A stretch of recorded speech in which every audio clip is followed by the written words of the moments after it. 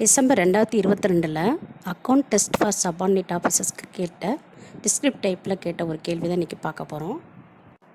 எளிமையான கேள்வி தான், இருந்தாலும் கொஞ்சம் குழப்பி கேட்டிருக்காங்க.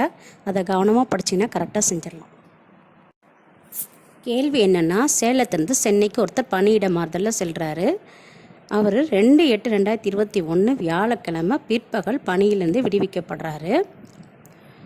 அவர் ட்ரெயினில் போகிற கிலோமீட்டர் 340 கிலோமீட்டர் அப்படின்னு கொடுத்துருக்கு.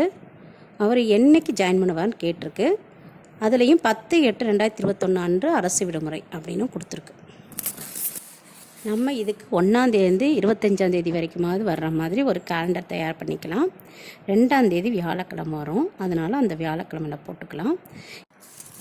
இப்போ தயாரிப்பு காலம் 6 நாள் உண்டு. அதுபோக ரயிலில் பயணம் செய்த தூரம் 340 கிலோமீட்டருக்கு ஒரு நாள் உண்டு. 400 கிலோமீட்டர் வரைக்கும் ஒரு நாள். அதனால் அந்த ஒரு நாளும் சேர்த்து மொத்தம் 7 நாட்கள் அவருக்கு நம்ம பணியேற்பு இடைக்காலமாக கொடுக்கணும். இப்போ நம்ம 7 நாள் கணக்கு பண்ணோம்னா 3லேருந்து 9ஆம் தேதி வரைக்கும் வரும் அந்த 7 நாள். அதுக்கடுத்து 10ஆம் தேதி விடுமுறை, அரசு விடுமுறைன்னு கொடுத்துட்டாங்க.